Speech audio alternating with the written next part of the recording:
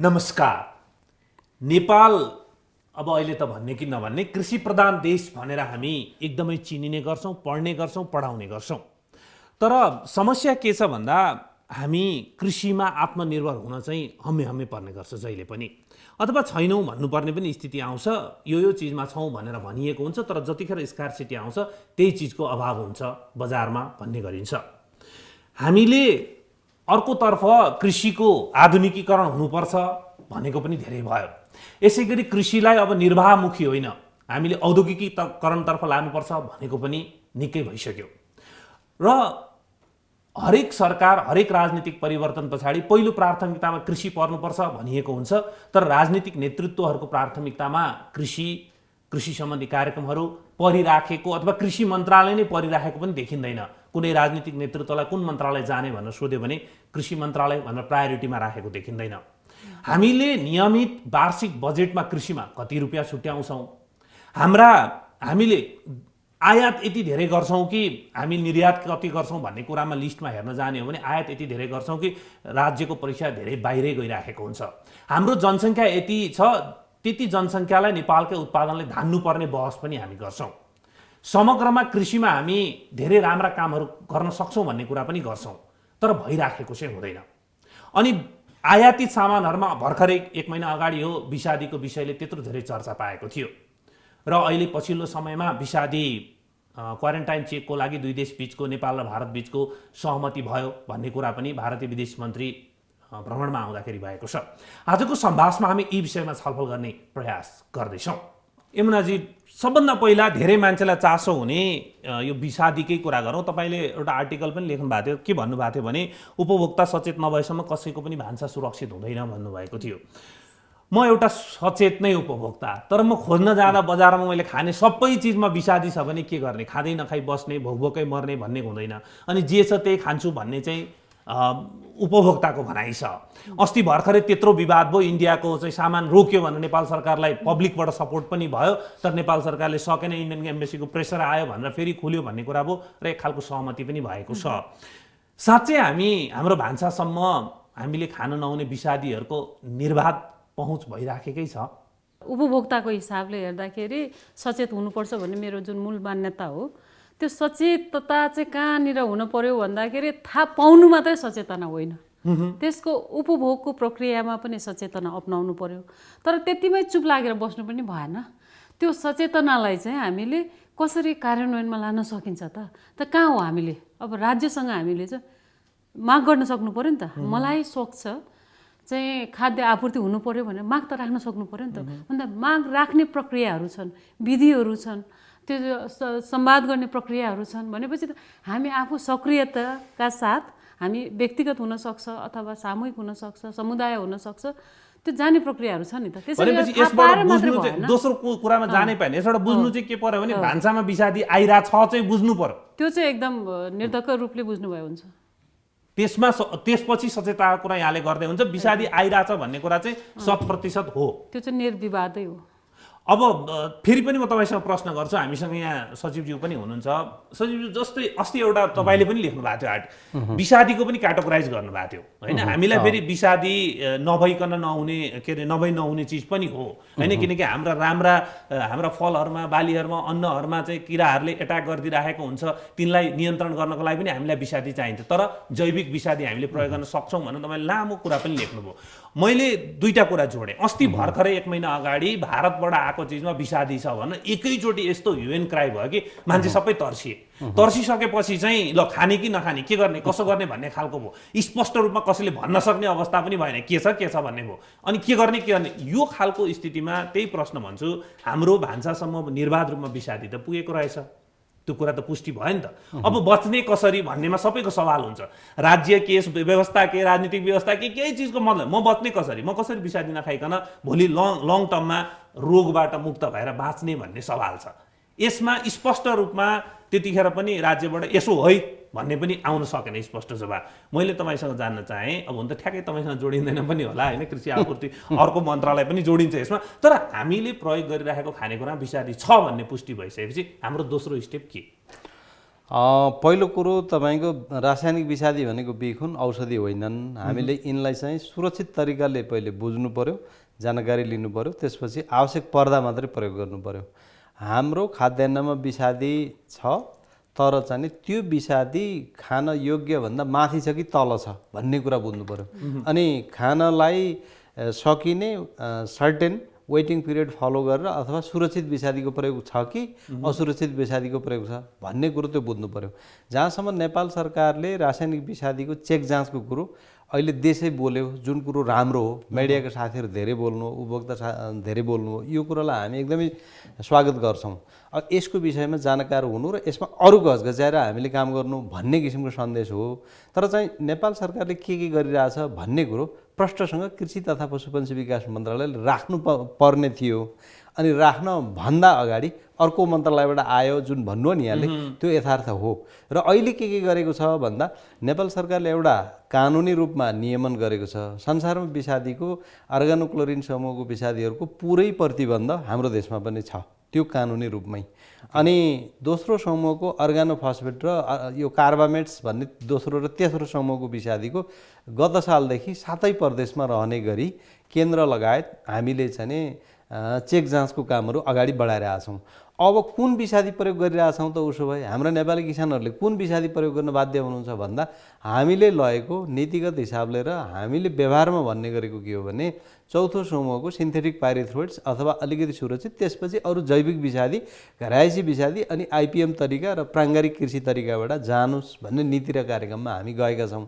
अब फिल्डमा ठ्याक्कै यसरी नै भएको छ भन्ने कुरामा कहीँ नभएको होला, कुनै बालीमा कुनै ठाउँमा नभए स्थान विशेष र बाली विशेषमा ठ्याक्कै मैले भन्न सक्ने अवस्था भएन कुनै ठाउँमा। अब तर हामीले जहाँ चेक जाँच गरेर हेर्दाखेरि इन्हिबिसन लेभल हामी हेर्छौँ, त्यो एउटा विषादीको लेभल, त्यो लेभलभन्दा बढीको हामी डिस्ट्रक्सन गरिरहेछौँ। जस्तो यहाँले पनि थाहा पाउनु होला, हामीले 1 नम्बर प्रदेशलाई टार्गेट गरेर बिरुतावनमा इन्डियाबाट आएको केराको कन्साइनमेन्ट, केही तरकारीको कन्साइनमेन्ट, त्यस्तै अरू ठाउँमा पनि। जस्तो 2 नम्बर प्रदेशमा हामीले सर्लाहीको नवलपुरमा गरेका छौँ, 3 मा हामीले काठमाडौँ कालीमाटीमा, 4 गण्डकी प्रदेशमा हामी पोखरामा, 5 त्यसै गरी हामीले बुटवल र नेपालगञ्जमा गरिरहेछौँ भने 7 को अत्तरियामा गरिरहेछौँ। अब यो फङ्सनलाई अहिले प्रादेशिक सरकारहरूले पनि बढाउनु भएको छ, जुन कुरो राम्रो हो र स्थानीय सरकारबाट पनि यो चासो आएको छ, त्यो एकदमै सराहनीय छ। यो चाहिँ किसानको लेभलमा भयो। किसान भन्दा नम्बरमा बढी त उपभोक्ता छ। उपभोक्ताको लेभलमा चाहिँ के गर्ने त? होइन, उपभोक्ताले हामीले पहिलो कुरा के भन्छौँ भने अहिले सहरी कृषिलाई पनि फलो गर्ने त्यसका मोडेलहरू हामीले यी धेरै टाढै जानु पर्दैन, यही खुमलटारमै हामी डेमो गरेका छौँ। हामीले एक्वापोनिक्स, हाइड्रोपोनिक्स र हामीले वास्तवमा त्यो विधिबाट पनि एउटा छतमा जुन सहरी व्यवस्थामा जुन हामी बसेका छौँ त्यो अवस्थितिमा पनि केही गर्न सकिन्छ। 4-5 जनाको परिवारलाई हामीले चाहिँ त्यो ढङ्गले 1.5 लाख खर्च गरेर 15-20 वर्षसम्म टिक्ने गरी गर्न सकिने मोडेलहरू पनि छन्। अनि रासायनिक विषादीको विकल्पमा दर्जन अरू चाहिने सुरक्षित विषादी पनि छन्, जैविक विषादी पनि छन् र विषादीको नामै नलिकन हामीले प्रयोग गर्ने उपायहरू पनि छन्। तर अब त्यो कुराहरू त हाम्रो किसानले फलो गर्नु पर्यो। जहाँसम्म उपभोक्ताले गर्नुपर्ने के हो भने सानो स्केलको आफ्नो परिवार छ भने अहिले जुन सिकाइएको मोडेल हो त्यो मोडेललाई अवलम्बन गर्नु पर्यो र बजारमा खास गरी मौसमी नै हामीले बढी उपयोग गर्नुपर्ने हुन्छ। बेमौसमी स्वाभाविक रूपमा रोग किराको चाप बढी हुन्छ, त्यो चाप बढी भएपछि विषादीको प्रयोग बढी हुन्छ भन्ने मान्यता राखेर हामीले प्रयोग गर्दाखेरि पनि त्यसलाई तुरुन्त ल्याएर प्रयोग गर्नुको साटो तातो पानीमा, अलिकति नुन पानीमा, त्यसपछि केही त्यसलाई फ्रिजमा राखेर त्यसलाई अलिकति हामीले कम गर्ने, त्यो हिसाबले जानेर हामीले बढी विषादी प्रयोग हुने बालीहरू खास गरी भन्टा अनि बेमौसमी गोलभेडाहरू हुनसक्छ। अनि यस हिसाबले हामीले केही बालीहरूलाई एभोइड गर्न पनि सक्छौँ। तर ठ्याक्कै उपभोक्ताले कसरी गर्ने भन्दा अहिले चेक जाँचको कामहरू भएको हुनाले जति रासायनिक विषादीको विषयमा नेपालमा भनिएको छ, अब डाटा हेरौँ न, अहिले पनि हामी 396 ग्राम खास विषादी प्रति हेक्टर हामीले प्रयोग गरेका छौँ देशभर। भारतमा यही झन्डै 1 किलो छ र जापान कोरियामा 10 किलो 15 किलो प्रति हेक्टरसम्म छ। तर त्यहाँ त्यति धेरै प्रयोग हुँदा पनि किन अझै पनि सुरक्षित छ त्यहाँको प्रोडक्ट र हाम्रोमा थोरै प्रयोग हुँदा पनि बढी यो आयो भन्दा हाम्रोमा के भने विषादी धेरै मात्रा प्रयोग गरेर समस्या भएको होइन। हाम्रोमा गलत तरिकाको प्रयोग हामी कहाँ विषादी नजिक हेफाजाड एप्लिकेसन जुन हाम्रो यो छ इनजुडिसियस एप्लिकेसन जुन छ यो नै हामी कहाँ समस्या हो। त्यो समस्यालाई हामीले चिर्नको लागि म के कुरामा आशावादी छु भने सङ्घीय संरचनामा हामी गइरहेको अवस्थामा स्थानीय रूपमा स्थानीय कर्मचारीबाट, स्थानीय सरकारबाट, प्रादेशिक लेभलमा प्रादेशिक कर्मचारी र प्रादेशिक सरकारबाट अलि मसिनो गरी हेर्ने यो किसिमको परिपाटी भयो भने यो अवेरनेस लेभल पनि बढ्छ र अनुगमनको लेभल पनि बढ्छ, भोलि केही सुध्रन्छ भन्ने विषयमा हामी चाहिँ आशावादी छौँ। अब यमुना म्याम जस्तै के भनिराखिएको छ भने विषादीयुक्त कुनै पनि खानेकुराहरू अन्नबाली अथवा खानाखेरि हामीलाई चाहिँ स्मरण शक्ति क्षीण हुने हैन, बाँझोपन हुने, शारीरिक कमजोरीका साथै क्यान्सर, पक्षघात, छाला तथा नसा सम्बन्धी रोग निम्त्याउँछ भनिएको छ। सामान्य रूपमा आँखा चिलाउने, घाँटी दुख्ने हैन, टाउको दुख्ने, वापै लाग्ने, बान्ता हुने, ज्वरो आउने, चिचिराट हुने यो तपाईँहरूको अध्ययनहरूले पनि देखाइरहेको छ लगातार। उहाँले कृषकसँगले के गर्ने र उपभोक्ता कसरी भन्ने कुराको तपाईँहरूले फिल्डमा जाँदाखेरि स्थानीय स्तरमा कुरा गर्दाखेरि पाउनुहुन्छ के मान्छेमा किसानमा कुन किसिमको अवेरनेस छ हैन, पब्लिकमा कुन किसिमको अवेरनेस छ, पाइन्छ चाहिँ कि अब पैसा छ किन्न जाने ल्याउने खाने त्यो लेभलको मात्रै पाइन्छ? उहाँले जुन भन्नुभयो एकदमै सही। के हो भने हामीले प्रयोग गर्ने मात्रा आफैमा धेरै होइन कि त्यो प्रयोग गर्ने शैली, विधि र प्रक्रिया त्यो चाहिँ एकदमै महत्त्वपूर्ण छ कि। र त्यसमा एउटा अनुसन्धान के भएको छ भने यो राष्ट्रिय स्वास्थ्य परिषदले गरेको एउटा अनुसन्धान रहेछ, अध्ययन भनौँ, अनुसन्धान भन्दा पनि त्यो काभ्रेमा नै गरेको। त्यो उहाँले 132 जनामा गर्नुभएको छ त्यो अनुसन्धान। त्यसमा चाहिँ यो विषादीको प्रयोग कसरी तपाईँले चाहिँ सुरक्षित तरिकाले गर्नुहुन्छ भनेर गरिएको प्रश्न छ कि। अनि त्यसमा चाहिँ के भनिएको छ भन्दा त्यो उपायहरूको बारेमा जानकारी छ भन्दाखेरि उहाँहरूमध्ये चाहिँ तपाईँको चाहिँ 60% जतिले चाहिँ जानकारी छ भन्नुभएको छ कि। अनि कतिले प्रयोग गर्नुहुन्छ भनेर सोद्धाखेरि चाहिँ 80%ले चाहिँ मास्क मात्रै लाउँछौँ भन्नुभएको छ कि। अनि त्यो कम्प्लिट प्याकेज हुन्छ नि, मास्क पनि लाउने, ग्लोभ पनि लाउने, अनि उहाँले अघि भन्नुभएको जस्तो कुन औषधि कुनसँग मिसाउने, कुन विषादी कुनसँग मिसाउन हुने नहुने भन्ने छ नि, त्यो प्रक्रिया त सबै एउटा प्याकेज हो नि त। त्यो प्याकेज चाहिँ कतिले अप्नाउँछ भन्दा 16%ले भन्नुभएको छ कि। भनेपछि त तपाईँ त्यो अघि तपाईँले उपभोक्ता सचेत भएर पनि चाहिँ अलिकति भएन भने जस्तै उपभोक्ता मात्रै होइन उत्पादक पनि सचेत, जानकारी भएर पनि सचेत नभएको अवस्था छ नि त। एउटा पाटो त्यो भयो। त अर्को पाटो के हो भने हामीले कृषिलाई मात्र अलग्याएर हेर्नै मिलेन कि। तपाईँको समग्रतामा हामीले हेर्नु पऱ्यो होइन, वातावरणको समग्रतामा हेर्नु पऱ्यो नि त। तपाईँको इन्डस्ट्रीले जुन अब मैले त्यो मेरो आर्टिकलमा पनि एउटा लेखेको थिएँ, अब त्यो नारायणीको छेउमा बसेर माझी बस्तीमा उहाँहरू माछा मार्नुहुन्छ होइन, जीविकोपार्जन उहाँहरूको माछा मारेर खाने।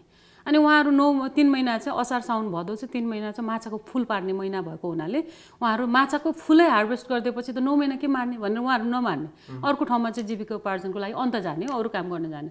तर त्यही छेउमा चाहिँ भिरकुटी कारखाना छ, त्यसको स्लरी जति चाहिँ हामी नारायणीमा हालिरहेछौँ। त्यो केमिकलले कति बगायो, कति माछा मार्यो भन्ने कुराको लेखाजोखा कहीँ छैन होइन। र त्यो केमिकल हालिसकेपछि आएको माछा बजारमा गइरहेछ, त्यो उपभोक्ताको लागि कति सुरक्षित हो, कसले अध्ययन गर्यो होइन।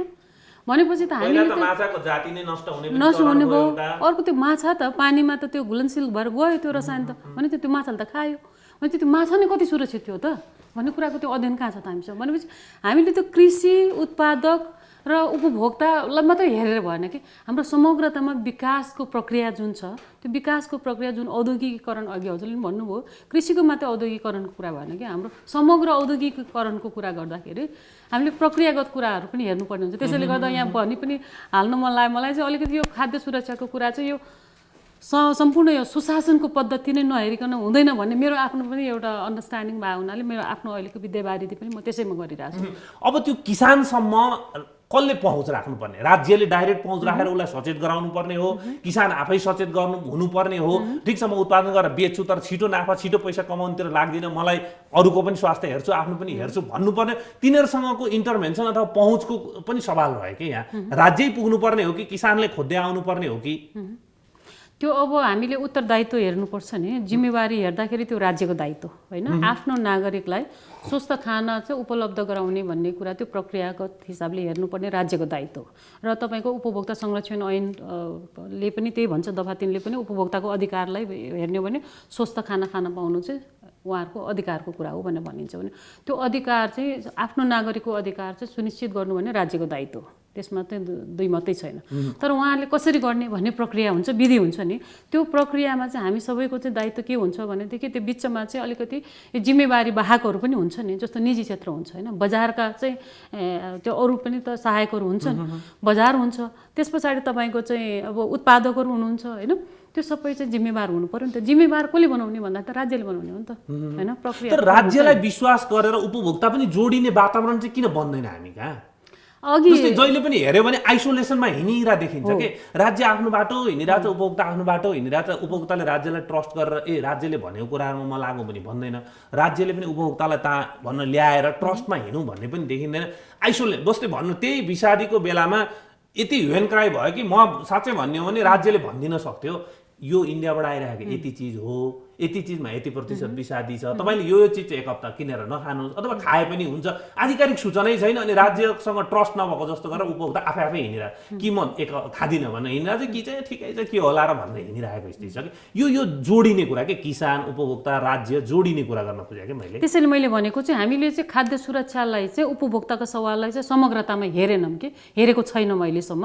समग्रतामा नहेरिकन हामीले चाहिँ एउटा इन्सिडेन्ट भनौँ न, जस्तो भारतबाट तरकारी अहिले मात्रै आएको होइन नि, सधैँ आइरहेछ नि, भनेपछि एउटा इन्सिडेन्टलाई हामीले उदाहरण लिने भयो होइन। त्यसपछि उत्पादकको कुरा गऱ्यौँ भने अनि उपभोक्ताको कुरा गऱ्यौँ भने हामीले आइसोलेसनमा हेर्ने भयौँ कि त्यो होइन, हेर्ने प्रक्रिया त्यो होइन नि त। त्यति बेला पनि यहाँले जुन भन्नुभयो राज्यले यसो भन्नु पर्थ्यो भनेर होइन, आधिकारिक मन्त्रालयले त भनिरहनु भएको थियो, आफ्नो खालको जानकारी त दिइरहनु भएको थियो। तर एउटा चाहिँ हामीलाई के चाहिँ स्पष्ट हुँदैन त्यति बेला भन्दाखेरि कुन चाहिँ तरकारी त्यसरी आएको, कुन चाहिँ तरकारी कुन बजारबाट कुन चाहिँ सप्लाईबाट चाहिँ चेनबाट गइरहेछ भने कसैको ट्र्याकिङ छैन नि त। भनेपछि तपाईँले त्यो तरकारी नखानुहोस् भनेपछि त्यो तरकारी कुन चेनबाट कहाँ पुगेको छ भन्ने कुरा त ट्र्याक गर्न सक्नु पऱ्यो नि त, त्यो त सम्भव छैन नि त होइन। त्यसैले गर्दाखेरि चाहिँ मेरो चाहिँ समग्र बुझाइ के हो भनेदेखि हामीले समग्रतामा नहेरेको कारणले गर्दाखेरि उत्पादन, उत्पादक, बजार, त्यस पछाडि बजारका चाहिँ क्रेताहरू चाहिँ त्यस पछाडि वितरकहरू सबै चाहिँ हामी जिम्मेवार भएर चाहिँ नहेरेको कारणले हो यो भएको चाहिँ। अब अहिले कहाँ पुगेको छ यहाँ सजिलोसँग जानु, जस्तै इन्डियासँगको एउटा सम्झौता भयो भन्ने कुरा पनि गरियो। अब दुवैतिरको चेक जाँचको प्रमाणपत्र दुवैतिर काम लाग्ने भन्ने समाचार आयो बाहिर होइन। अब मैले अघि किन भनेको भने यति दुःख लाग्दो छ कि अहिले पनि वाणिज्य आपूर्ति मन्त्रीले राष्ट्रिय सभामा बोलेको कुरा रेकर्ड नै छ राष्ट्रिय सभामा कि सचिवजीले ल्याइदिनुहुन्छ हामी त साइन गरिदिन्छौँ, सबै हेरेर पनि तपाईँ बुझ्नुहुन्छ नि भन्दै उहाँले भन्नुभएको छ। भनेको मन्त्रीज्यूबाट त्यो खालको कुरा त्यतिखेर आइसकेपछि एकसै त अविश्वास भइरहला, झन् त्यसले बढाउने काम गर्यो। अहिले हामीले अब फेरि अर्को के छ भने फेरि इन्डियासँग मात्रै हामी धेरै चिज आयात गर्छौँ र विश्वका धेरै राष्ट्रबाट आयात हुन्छ। हामीले खाने चिज अरूतिर नजाउँ, खाने चिजमा धेरै चिज आयात हुन्छ भने अहिले हामीले भन्नु पर्यो भने के अरे अब क्वारेन्टाइनको आधिकारिक आन्सर दिनु होला भनेर मैले मन्त्रालयसँग नजोडेँ। क्वारेन्टाइनको विषयमा अहिले हामीले सबै चिज हामीभित्र आउने हामी चेक जाँच गर्छौँ, नदेखेको जतिलाई हामीले यहाँ कारवाही पनि गरेका छौँ, नष्टको पनि स्थिति छ, अथवा हामीले अब सम्झौता गरेका छौँ यो हुन्छ भन्न ढुक्कसँग भन्न सकिने अवस्था। धेरै समसामयिक कुरो राख्नुभयो, वास्तवमा प्रस्ताउने चान्स पनि दिनुभयो। अब मैले नेपाल सरकार कृषि तथा पशुपन्छी विकास मन्त्रालयले यो क्वारेन्टाइनहरू राखेर दक्षिणतर्फ र उत्तरतर्फ यो काम गरेको र हामीसँग टोटल अन्तर्राष्ट्रिय लेभलको यो काठमाडौँमा समेत गरेर 16वटा हाम्रो अफिसहरू छन्। यो इस्यु उठेको 2076 सालको साउन महिनाको मात्रै यी अफिस होइनन्। हामीले फाइटोस्यानिटरी सर्टिफिकेट जसलाई हामी बिरुवा स्वच्छता प्रमाणपत्र भन्छौँ यो इस्यु गर्न थालेको यो इस्यु उठ्दाखेरि मात्रै पनि होइन, यो पहिलेदेखि नै छ। अहिले बरु पछिल्लो समयमा आएर हामीले इलेक्ट्रोनिक फाइटोस्यानिटरी सर्टिफिकेट उताबाट पनि इस्यु हुन्छ, हामी यताबाट पनि हुन्छ र भारत मात्रै होइन चाइना पनि हुन्छ, अरू थर्ड कन्ट्री पनि हुन्छ।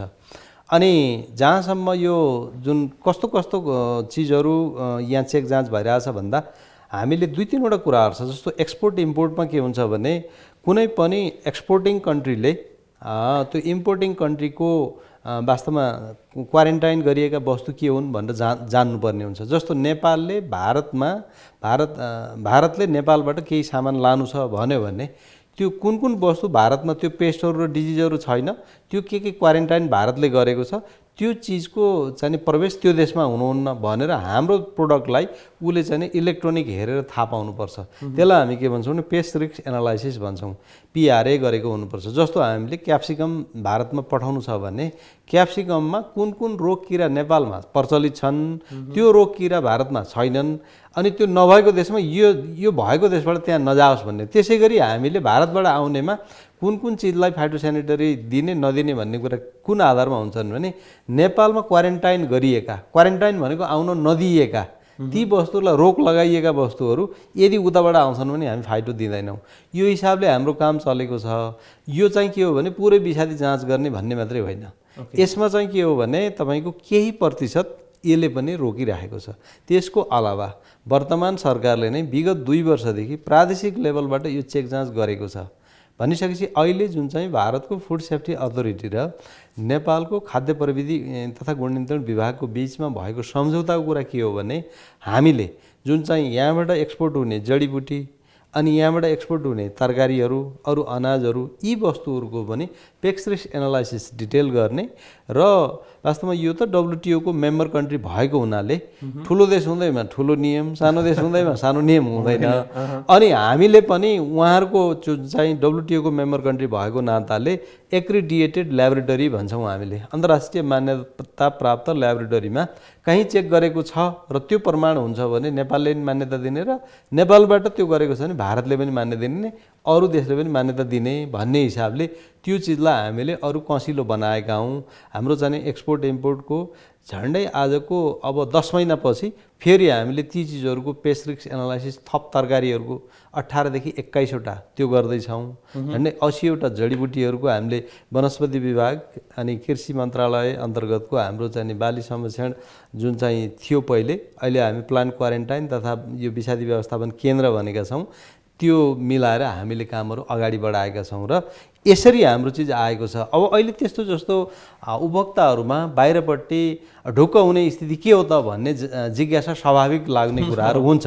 यसमा मैले चाहिँ आधिकारिक रूपमै के भन्छु भन्दा वास्तवमा हामीले हाम्रो देशको प्रयोगशालाको क्षमता अनुसार, प्राविधिक कर्मचारीको क्षमता अनुसार हामीले चेक जाँच गर्ने जुन जुन किसिमको क्वालिटी एसेस गर्न सक्ने, जुन जुन प्यारामिटर एसेस गर्ने हाम्रो मसिनहरूको क्षमता छ त्यसअनुसार भएको छ। यसको मतलब के हो भने 1 नम्बरकै अत्यन्तै कडा विषादीहरू हामी कानुनी रूपबाटै देशमा छिर्नै दिएका छैनौँ। जब इम्पोर्टमा हामी प्रतिबन्ध लगाएका छौँ, एक्सपोर्टमा के अरे बिक्रीमा प्रतिबन्ध लगाएका छौँ, विषादीको त प्रयोग गर्ने मान्छेले समेत लाइसेन्स लिनुपर्छ, तालिम लिएर लाइसेन्स लिनुपर्छ। अनि अहिले सरकारले वास्तवमा तपाईँ राइट टाइममा सोध्नुभयो कि हाम्रो सम्मानित सदनमै दुवै जीवनाशक विषादी ऐन 2048 र जीवनाशक विषादी नियमावली 2051लाई त्यति बेला बनेको चिजलाई अहिलेको समय सान्दर्भिक बनाउन दण्ड जरिमानाका कुराहरू अनि प्रादेशिक स्थानीय लेभल र सङ्घीय लेभलमा हाम्रा कार्य जति पनि गरिने कार्यहरू यसलाई हामी मिलाउनलाई अगाडि बढाएका छौँ। अब जस्तै दसैँ आउँदैछ फेरि निस्किन्छ कि यो कुरा हैन, अब 1 महिनाभित्रमा दसैँ छ, फेरि यो खाद्य विषादी सुरक्षा अनि कुराहरू निस्किन्छ। तर मैले तपाईँले यति भनिसकेपछि मैले के जान्न चाहेँ भने अब फेरि के अरे अम्लिसो रोक्यो अरे, अदुवा रोक्यो अरे, के अलैँची रोक्यो अरे, अथवा इन्डियाबाट आउने चिजमा विषादी भएर नेपाल सरकारले रोक्यो अरे भन्ने जुन युएन क्राई हुन्छ नि एकैचोटि, त्यो अब सुन्नु पर्दैन त हामीले? यसमा हामीले प्रष्ट भनेका छौँ कुनै पनि वस्तु भारतले हाम्रो रोक्नुपर्ने कारण के हुन्छ भने त्यो विषयलाई हामीले नोटिफिकेसन नगरेको, जस्तो एक्सपोर्ट लिस्टमा हामीले नोटिफाई गरेर उहाँलाई दिएनौँ भने एउटा कारण हुन्छ। अर्को कारण हामीले त्यो पठाउने चिजको मैले अघि भने नि पेस्ट रिस्क एनालाइसिस त्यो गरेका छैनौँ भने त्यो डकुमेन्ट खोज्छ। किन भन्दा हाम्रोमा एकदम बिगबिगी भएको रोकिरहेको समस्या उसकामा छैन भने उसले रोक्न पाउँछ, जुन कन्ट्रीले पनि, हामीले पनि उहाँहरूको रोक्न पाउँछौँ। अनि तेस्रो के हो भने रासायनिक विषादीहरूको चेक जाँच भनेको वास्तवमा प्रोडक्सन साइडमा हामीले निस्तेज गर्ने हो र त्यहाँ चाहिँ हामीले वास्तवमा क्लिन कल्टिभेसनका प्र्याक्टिस हुन्। त्यसले गर्दा हामी चाहिँ आलीदेखि थालीसम्म यो वास्तवमा गोठदेखि ओठसम्म भनेकै कुरा के हो भने प्रोडक्सन हामीले साइटमै स्वस्थ उत्पादन कसरी गर्ने भन्ने थुप्रै हाम्रा कार्यक्रमबाट लगेका छौँ। न कि कुनै पनि एकदमै विकसित देशमा पनि तपाईँको भन्सारमै घारो तेर्साएर सबै प्रवेश बिन्दुमा सबै कन्साइनमेन्टमा निकालेर चेक जाँच गर्ने चाहिँ सिस्टम कहीँ पनि हुन्न। त्यो के हुन्छ भने 80 वटा ट्रकमा तरकारी आयो, त्यो आउनुभन्दा पूर्व उसले चाहिँ डकुमेन्ट पहिले नेपालमा पठाउनु पर्यो। यदि भारतबाट आइरहेछ भने यो चिज म पठाउँदैछु, यसको के हो, सायद एउटा इलेक्ट्रोनिक हाम्रो साथीहरूले उतापट्टि भनिदिन्छन् कि तपाईँको कुन कुन ठाउँको त्यो 3 वटा चिज मैले PRA र सूचीकृत अनि विषादीको पनि उनीहरूले स्याम्पलिङ गरेर पठाएको हुन्छ। सर्टेन 80 मध्येमा 8 होला, 8 को स्याम्पलिङ गरेर यही त विश्वास हो गर्नु पर्यो कुनै न कुनै। अनि यो हिसाबले हामीले गर्दा गर्दै कहिलेकाहीँ म एउटा कुरा के यहाँ राख्न चाहन्छु भने लिने मान्छेको हात माथि हुन्छ, बेच्ने मान्छेको हात तल हुन्छ। त्यसले गर्दा कहिलेकाहीँ आफ्नै देशमा सरप्लस प्रोडक्सन छ भने हामीले तेस्रो देश बजार हेर्नुपर्छ। त्यो केसमा अमृतसर रोकिने होला, त्यो केसमा गोलभेडा अथवा अलैँची। किन भन्दा माननीय मन्त्रीज्यू, कृषि मन्त्रीज्यू र म आफै लास्ट इयर हामी दिल्लीमा यो कुरा गर्न जाँदा किन हाम्रो उत्पादन रोकियो, हामी तीनवटै कन्डिसन पुरा गरेका छौँ भनेर टेबल टक हामी गर्दाखेरि लास्टमा उहाँहरूले तपाईँकै जस्तो बेमौसमी तरकारी उत्पादन गर्ने हाम्रो थुप्रै सिक्किम जस्तो ठाउँ छ, आसाम छ, अनि दार्जिलिङ छ, त्यताबाट पनि आएको छ। अलिकति प्रोडक्सनको डिमान्ड यतैबाट पनि पूर्ति भएको अवस्थाले एउटा त्यो होला। तर एउटा चाहिँ तपाईँहरूको विषादीको चाहिँ हामीले स्याम्पलिङ गर्दा कुनै भेट्यौँ, त्यो चाहिँ अदुवामा भेट्यौँ भन्नुभयो उहाँले। अनि यो गोलभेडा त रोक्नुपर्ने कुरै छैन। अब अरू वस्तुहरूको उहाँहरूले के पनि थप खोज्नुहुन्छ भने हरेक कन्ट्रीले खोज्ने अधिकार छ कि कन्ट्री अफ ओरिजिन त्यो भनेको के हो भने जस्तो सुपारी हाम्रो देशमा कहिलेकाहीँ उहाँहरूले शङ्का गरेर तिम्रो देशमा भएको उत्पादनभन्दा बढी चाहिँ हामीले इम्पोर्ट गर्छौँ, अनि त्यो कहाँबाट आयो थप भनेर भन्दा त्यति बेला नजवाफ हुनुपर्ने अवस्था आउँछ। त्यसले गर्दा उसले के खोज्छ भने कन्ट्री अफ ओरिजिन खोज्छ। त्यो भने मतलब सुपारी यदि झापा इलाममा हुन्छ भने अन्त लगेर तपाईँको कास्कीमा त सुपारी हुन्न नि अहिले, जम्मै ठाउँको उत्पादन जोडेर पनि त्योभन्दा बढी भयो भने उसले शङ्का गर्न सक्छ। मैले यही विषयमा यमुनाजीसँग जान्न चाहेको चाहिँ अब अस्ति भएको सम्झौतापछि के पनि छन्, सम्झौता त भयो तर नेपाललाई भन्दा इन्डियालाई धेरै फाइदा हुने भन्ने चर्चा पनि एउटा चलिरहेको छ। किनभने हामी त आयात धेर गर्छौँ नि त निर्यात भन्दा धेरै। अब उसले जस्तो लेखेर पठाउँछ हामीले मान्नुपर्ने भयो भन्ने एउटा खालको बुझाइ पनि रहेको छ। अर्को चाहिँ अब साँच्चै अहिले उहाँले भने जस्तो हाम्रा चिजबिजहरू अब नरोकिने, हामी ढुक्क हुनुपर्ने, अब हाम्रा पनि रोकिँदैनन्, उताबाट आउने पनि विषादी रहित आउँछन् भन्ने कुरा एस्युरेन्सको लेभलमा पुग्न सकिने अवस्था भएको हो। दुईवटा कुरा राख्छु मैले। एउटा चाहिँ उहाँले जुन भन्नुभयो हामी चाहिँ विश्व व्यापार सङ्गठनको सदस्य भइसकेको नाताले गर्दाखेरि जुन एउटा चाहिँ क्लज छ, यो नेसनल ट्रिटमेन्ट भन्ने क्लज छ कि त्यो भनेको चाहिँ जस्तो अब यहाँले नै भन्नुभयो हाम्रो चाहिँ खाद्य पदार्थहरू भारतबाट मात्रै त आउँदैन होइन, अधिकांश त्यहाँबाट आउँछन् तर अन्तबाट नै आउँछन् नि। भनेपछि जुन व्यापार गर्नुहुन्छ, व्यापार गर्ने हाम्रो चाहिँ नियमन गर्ने शैली छ त्यो सबैलाई एकै खालको एउटा ट्रिटमेन्ट हुनुपर्छ, त्यसमा चाहिँ क्वेसन भएन है। त्यो एउटा पाटो भयो। र अर्को पाटोमा चाहिँ के हो भनेदेखि उहाँले नै जुन भन्नुभयो उहाँले जुन पठाइएको छ त्यो चाहिँ सर्वव्यापी मान्य, त्यो जुन विश्व व्यापार सङ्गठनको सदस्यको नाताले मान्नुपर्ने हुँदाहुँदै पनि हाम्रो आफ्नो सिस्टम चाहिँ दह्रो भयो भने र हाम्रो आफ्नो चाहिँ नियमन गर्ने चाहिँ तरिका चाहिँ अलिकति दह्रो भयो भनेदेखि हामीले बेला बखतमा आफ्नो नागरिकको सुरक्षाको हिसाबले भनेर पनि त्यो चेकहरू गर्न पाइन्छ, त्यो नपाउने भन्ने पनि छैन। त्यो अर्को पाटो भयो। र तेस्रो पाटो चाहिँ कतिको ढुक्क हुन सकिन्छ भन्ने पाटोमा चाहिँ म अलिकति आशावादी किन छु अहिले भन्दाखेरि चाहिँ जुन हाम्रो संविधानको अनुसूची 8 हेर्नुभयो भने पनि स्थानीय सरकार खास गरिकन कृषिको प्रसार सम्बन्धी कार्यक्रम, कृषि प्रसार र त्यहीँको चाहिँ बजार व्यवस्थापनको कार्यक्रमहरू, पोषण सम्बन्धी कार्यक्रमहरू र खाद्य सुरक्षासँग सम्बन्धित कार्यक्रमहरू चाहिँ सबै स्थानीय सरकारसँग छ अहिले। त्यसैले गर्दाखेरि र अहिले तपाईँले हेर्नुभयो भने स्थानीय सरकारहरूको, प्रादेशिक सरकारहरूको कार्यक्रम पनि हेर्नुभयो भने उहाँले धेरैले चाहिँ प्राङ्गारिक कृषिलाई चाहिँ जोड दिएको पाइन्छ र धेरै सचेत पनि हुनुहुन्छ। उहाँहरू पनि एकदमै सचेत हुनुहुन्छ। हामी चाहिँ विषादयुक्त खाना चाहिँ बढी खाइरहेछौँ, यसले चाहिँ दीर्घकालीन समस्याहरू ल्याउँछन् भन्ने कुराहरू उहाँहरू एकदम सचेत हुनुहुन्छ। त्यो मानेमा चाहिँ म आशावादी छु। र यहाँले पनि जुन भन्नुभयो हाम्रो खाद्य अधिकार र खाद्य सम्प्रभुत्व ऐन आइसकेको छ, त्यो ऐनभित्र पनि अब नियमावली बनाउनु त एउटा पाटो छँदैछ। र त्यसले पनि के भनेको छ भनेदेखि चाहिँ खाद्य सुरक्षा परिषद बनाउने भनेको छ क्या, त्यो हाम्रो प्रोभिन्समा पनि होइन, प्रदेशमा पनि त्यो परिषद बनाउने भनेको छ नि त। भनेपछि त्यो परिषदहरू बनिसक्दाखेरि उहाँहरूको टर्म्स अफ रेफरेन्स कस्तो बन्छ होइन, उहाँहरूको काम गर्ने शैली कस्तो हुन्छ, उहाँहरूलाई चाहिँ त्यो संरचना कस्तो बन्छ, उहाँहरूलाई सहयोग गर्ने प्राविधिकहरू कसरी बन्छन् होइन, कसरी चाहिँ व्यवस्थापन गरिन्छन्, त्यो कुरा हेर्न बाँकी छ। तर त्यो सबै अहिलेको जुन हाम्रो संविधान त अग्रगामी छ नै हाम्रो, र अहिलेको हाम्रो जुन पञ्चवर्षीय कार्यक्रम हेर्नुहुन्छ भने हाम्रो चाहिँ भिजन 2030 भनेर जुन आएको छ, 2030 सम्म हामी के गर्छौँ भन्ने कुरा आएको छ। र प्रादेशिक सरकारहरूको कार्यक्रम सबै हेर्दाखेरि चाहिँ हामी आशावादी हुने ठाउँ चाहिँ देखिन्छ। तर अघि जुन सचिवजीले भन्नुभएको छ खास गरी प्राविधिकहरूको र हाम्रो चाहिँ संस्थागत संरचनागत हिसाबले जुन ल्याबोरेटरीका कुराहरू छन्, अघि मैले जुन भने तरकारी त आयो, त्यो ट्र्याकिङ गरेर कहाँ गयो भने कसको भान्जा पुग्यो भने कसरी ट्र्याकिङ गर्ने त, त्यो त छैन नि त। हामीसँग जानकारी छैन कि, जानकारी हामीलाई त एउटा उपभोक्ताको नाताले त हामीलाई त सही सूचनामाथिको अधिकार त हाम्रो अधिकार हुनु पर्यो। भने स्रोत साधन अनि प्रविधि लगानीको कुरा आइरहेको छ यहाँनिर जोडिएर होइन। र फेरि अहिले हामी अत्याधुनिक सिस्टम मार्फत चाहिँ ट्र्याकिङ गर्न सक्छौँ, पहिलेको जस्तो मान्छे हिँडिराख्नु पर्दैन नि त अहिले त होइन, त्यो गर्न सक्छौँ।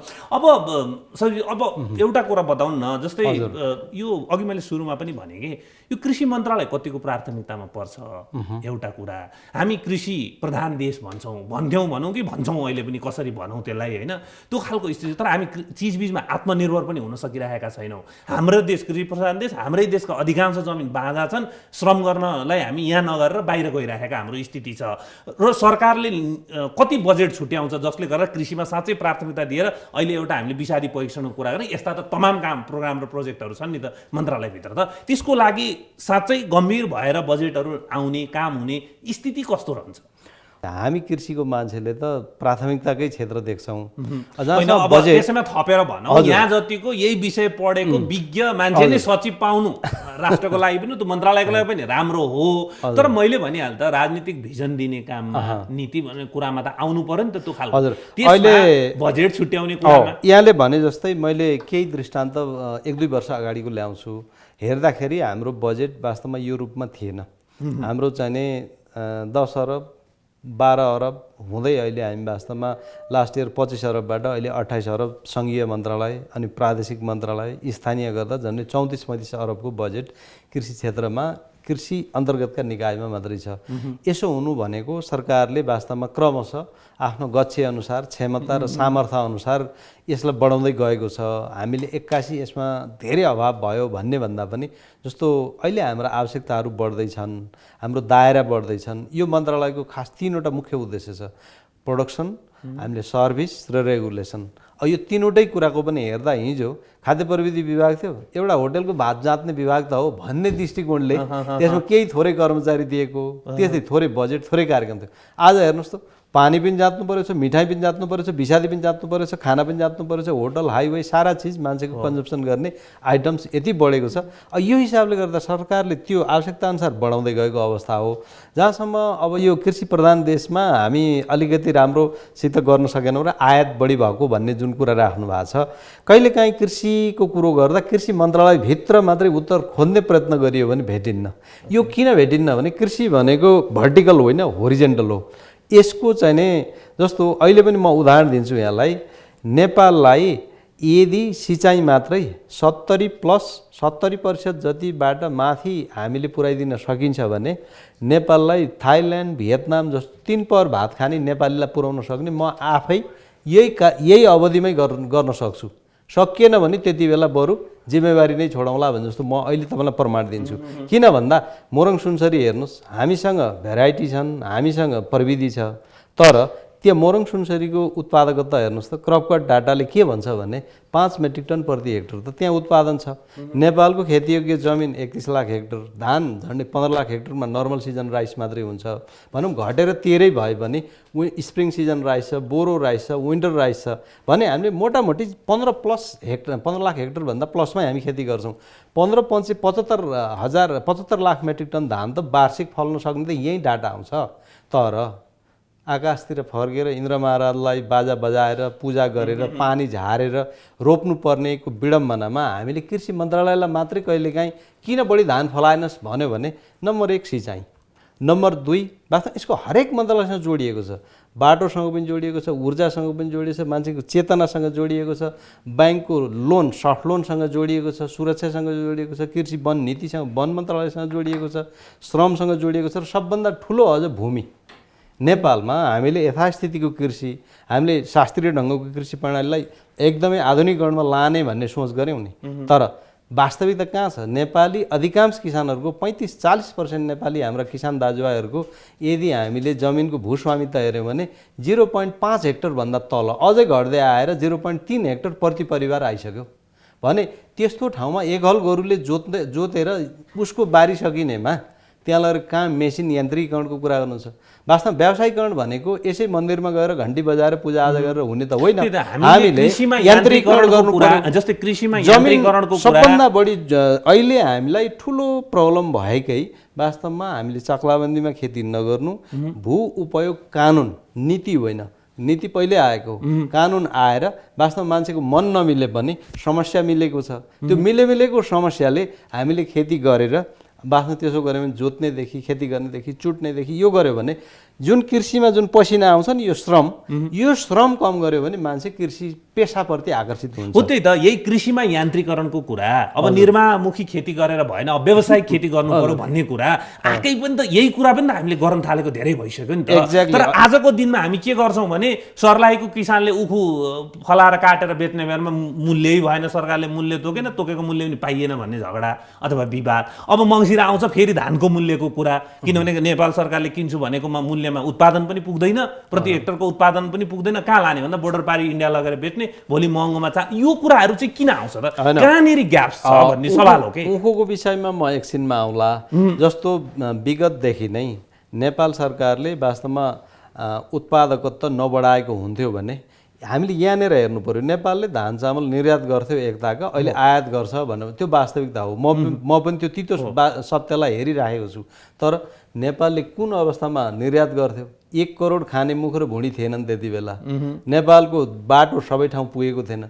आज 3 करोड खाने मुख र भुँडी हुने 3 गुणा माग बढ्यो। अनि हामीले हेर्ने के हो भने उत्पादकत्व। जस्तो नेपालले धान चामल धान निर्यात गर्दा त्यति बेला धानको उत्पादकत्व 1.5 मेट्रिक टन प्रति हेक्टर थियो।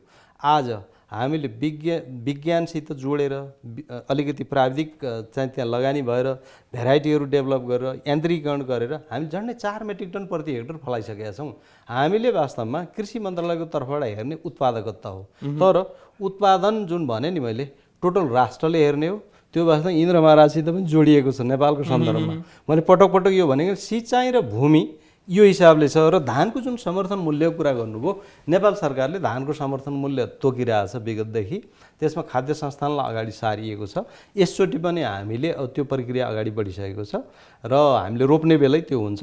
जहाँसम्म उखु बाली भनेको के हो भने नेपालमा उत्पादन गरेको नेपाली उत्पादक उखु किसान अनि नेपाली उखु मिललाई बेचेको डकुमेन्ट भएका आधारमा कोष तथा लेखा नियन्त्रण कार्यालय, जिल्ला प्रशासन कार्यालय, सिडिओ साहबहरू मिलेर सबै सेटल गरेर अहिले नेपाल सरकारले 1 अरब 14 करोड पैसा सेटल गरिसकेको छ। हैन, मैले भन्नु खोजेको फेरि यो उदाहरण मात्रै दिएको, तर हरेक वर्ष आएको हुनाले यो भयो। जस्तै धानको मूल्यको कुरा, उखुको मूल्यको कुरा, मलको कुरा, हैन, जहिले पनि रोप्ने बेला मल छैन, बल्ल बल्ल दुःख सुख गरेर रोपेर फलायो, बेच्नलाई मूल्य छैन भन्ने कुरा आउँछ नि। त्यो सवालमा मैले कुरा गरेँ। यमुनाजी मलाई के बताउनुहोस् भने म फेरि दोहोऱ्याएरै प्रश्न सोध्छु। हामी कृषि प्रधान देश भन्छौँ हामी, तर निर्वाहमुखी हुन्छौँ। अनि के अरे व्यावसायिक खेतीको कुरा गर्छौँ, यान्त्रिकरणको कुरा गर्छौँ, हामी त्यतापट्टि कति गइरहेछौँ भन्ने तथ्याङ्क अहिले भर्खर सचिवले प्रस्तुत गर्नुभयो। तर हाम्रै समस्या के हुन्छ भने उत्पादन गरिसकेपछि उत्पादन लागत जति हो त्यति बराबरको मूल्य पनि आउँदैन बेच्न जाँदा।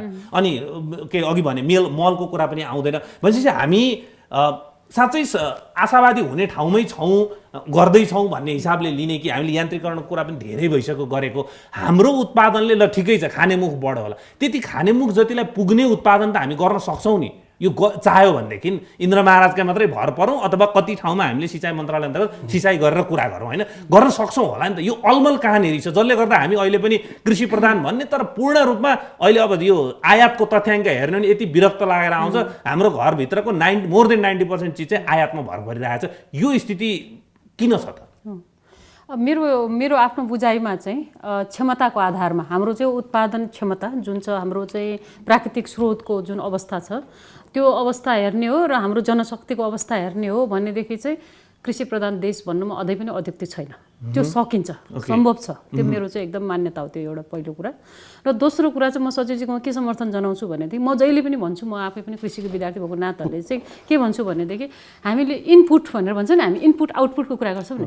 हामीले इनपुट जति चाहिँ अरू मन्त्रालयमा भयो, आउटपुट हामी कृषिसँग खोज्यौँ के जब, होइन है, भूमि एकातिर छ, सिँचाइ एकातिर छ, ऊर्जा एकातिर छ, होइन, एक्सेस भनेर जुन भन्छौँ बाटो अन्ततिर छ, होइन, तर उत्पादन कसले देखाउनु पर्यो? कृषिले देखाउनु पर्यो। भनेपछि त्यो चाहिँ एकदमै एउटा नमिलेको पाटो छ कि। त्यो एउटा पाटो चाहिँ म जहिले पनि भन्छु इनपुट जति एकातिर आउटपुट एकातिर खोजेर पाइँदैन। त्यसैले गर्दा त्यसको समग्रतामा कसरी डिल गर्ने भन्ने कुराको जुन अघि यहाँले भन्नु राजनैतिक भिजनिङको कुरा गर्नुभयो त्यो एकदम जरुरी छ। जुन उत्पादनको चाहिँ स्रोतहरू छ त्यो कुरा र उत्पादन बढाउने प्रक्रिया त जोडिनु पर्यो नि त। त्यो जोडिएन कि, त्यो एउटा पाटो एकदम महत्त्वपूर्ण छ हामीलाई लाग्छ।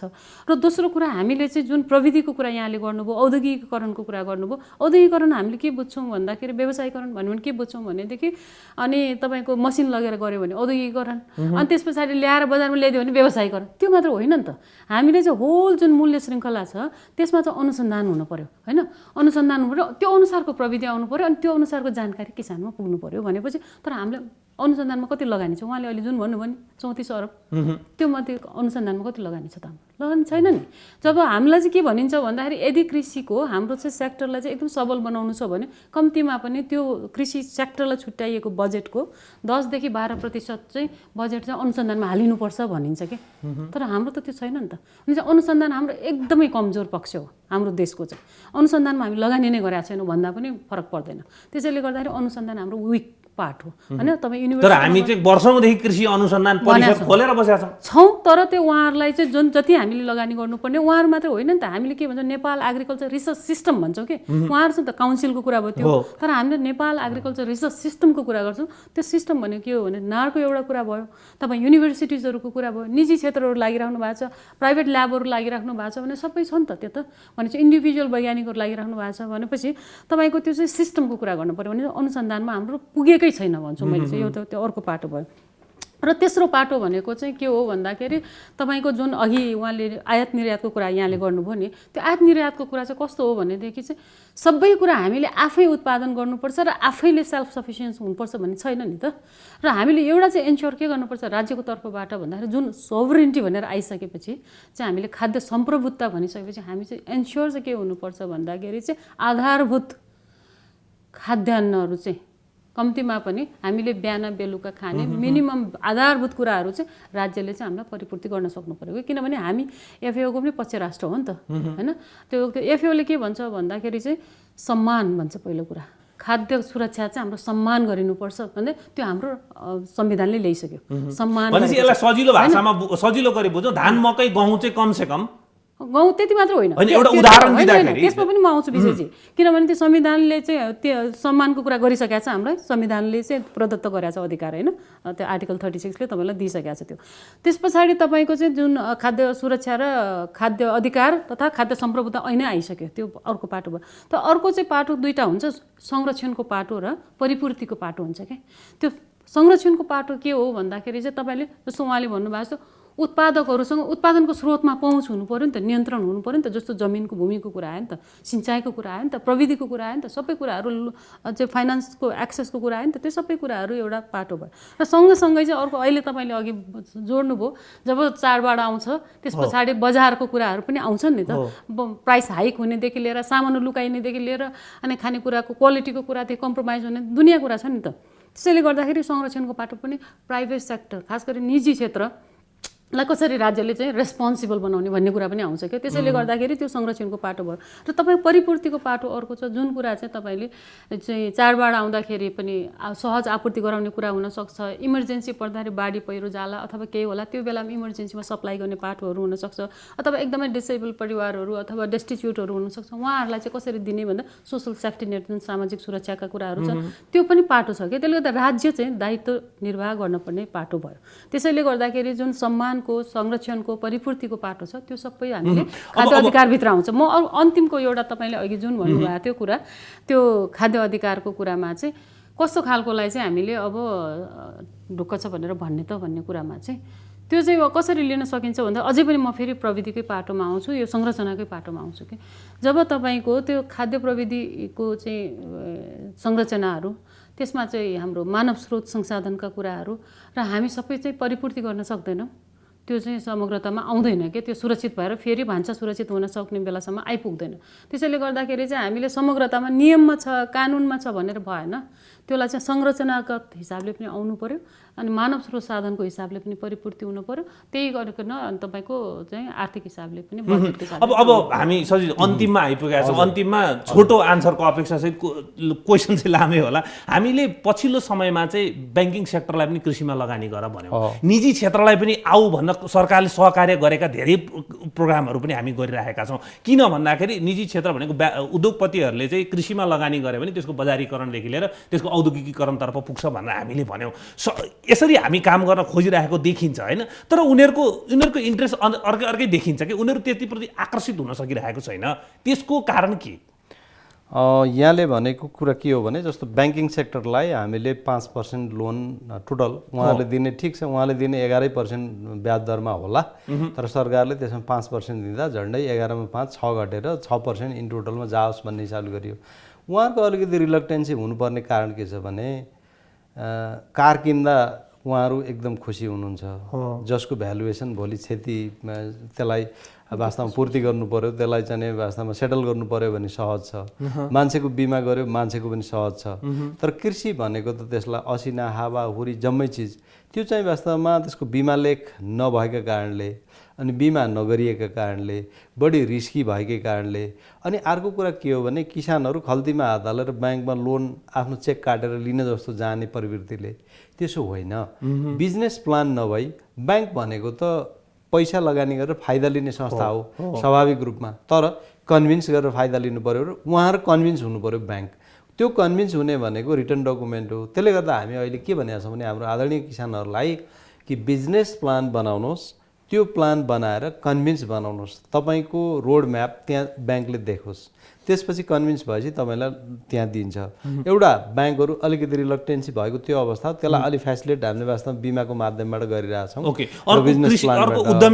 र उद्यमीहरूको कुरा के हो भने नेपालमा सरकारले पहिलेदेखि 3 खम्बे भनेको वास्तवमा अहिले म त के भन्छ 4 खम्बे अझ पब्लिक यो वास्तवमा प्राइभेट कोअपरेटिभ पार्टनरसिप PPCP जस्तो अहिले भइरहेछ।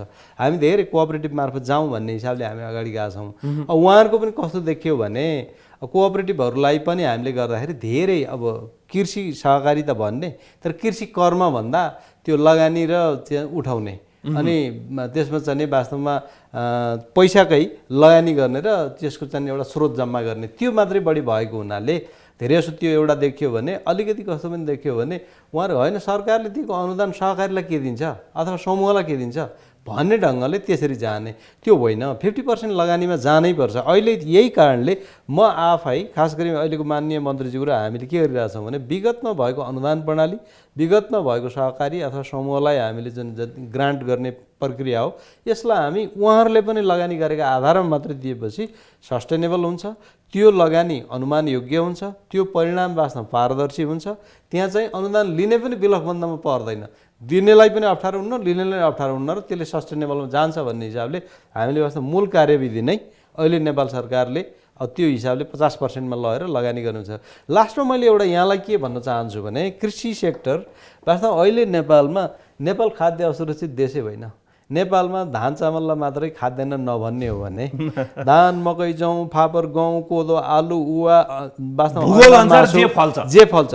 अहिले पनि म डाटा दिन्छु, हामीसँग 1 करोड 12 लाख मेट्रिक टन जति सबै खाद्यान्न छ, तर हामीले भात खाए मात्रै खाना खाएँ भन्ने भइयो र हामीलाई चाहिने टोटल 3 करोड जनसङ्ख्या भन्ने हो भने पनि सबै त यहाँ छैन। दुःख लाग्दो कुरो 50 लाख जतिलाई भातै पकाउनु पर्दैन यहाँ, जुन दुःख लाग्दो कुरो हो।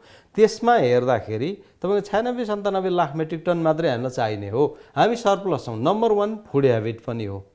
नम्बर 2 के हो भने अघि वास्तवमा म्याडमले पनि राख्नुभयो, अब WTO को कन्सेप्टमा जाने, वर्ल्ड वाइड कन्सेप्टमा जाने, के उसो बेलायत खाद्य असुरक्षित देश हो के अमेरिका खाद्य असुरक्षित देश हो? त्यहाँका जनताले के भातै खान्छन्, बेलायतमा धानै रोप्दैन अनि त्यहाँ चामल त त्यहाँ पनि त खान्छन् नि भनेपछि बाहिरबाट किन्ने भन्ने जुन कुरो छ नि त्यो किन्दैमा टाटै पल्ट्यो। नेपालका 3 करोड जनताले लागेको कपडा नेपालको हो, नेपालको बिजुली सबै नेपालबाटै उत्पादन गरेको हो, मैले पनि त्यहाँ सोध्न सक्ने ठाउँ हुन्छ नि। त्यसरी पनि संसारको दोस्रो ठुलो राष्ट्र हामीले पनि विद्युत नकिने हुन्थ्यो नि त। हाम्रो पनि उद्योग मन्त्रालय छ, तपाईँले मैले लगाएको कपडा अरूले लगाएको कपडा बाहिरबाट अरबमा छ होला, सायद 25 अरबको चामल आयो त्यहाँ त खरबमा पुग्छ होला कपडा त। यसले गर्दा मैले त्यो गलत कुराको नजिर गलत दिन खोजे होइन, मैले मात्रै केस एउटा अलिकति त्यसलाई मात्रै गर्न खोजेको हो भने हामीले यो खाद्य सम्प्रभुता र खाद्य सुरक्षाको डेफिनेसन म्याडमले भने जस्तो प्रोडक्सन एउटा बाटो हो, त्यसको एक्सेस एभाइबिलिटी र सप्लाईको कुरा पनि हेर्नुपर्छ। भनेपछि हरेक चाहिने देशले आफूलाई चाहिने जम्मै आफ्नै देशमा उत्पादन गर्ने न त त्यो भौगोलिक हिसाबले सम्भव छ न त हावापानीले सम्भव छ। यद्यपि केही पर्चेज गर्नुपर्छ, तर यसो भन्नुको मतलब इम्पोर्टै गर्नुपर्छ भन्ने होइन। हामीले उत्पादन त हेर्नुहोस् न धान चामल निर्यात गर्दा 37 लाख मेट्रिक टन हुन्थ्यो, अहिले 56 लाख मेट्रिक टन त पुग्यो छ त, बढेको छ। मात्रै कुरो के हो भने ज्यामितीय हिसाबले जनसङ्ख्या बढ्ने, अङ्कगणितीय हिसाबले उत्पादन बढ्ने, यसको मिसम्याच हो। यो चिजलाई वास्तवमा न्यारो डाउन गर्न कृषि मन्त्रालय मात्रै होइन, समग्र म्याडमले भने जस्तो अन्य सेक्टर, सिँचाइ, जमिन, लोनको सेक्टर, कन्ड्युसिभ इन्भाइरोमेन्ट, अनि वास्तवमा गभर्नेन्सको कुरा पनि अनि चेतनाको कुरा सँग पनि जोडिएको छ। आजलाई समय दिनुभयो, यहाँहरू दुवैजनालाई धेरै धेरै धन्यवाद।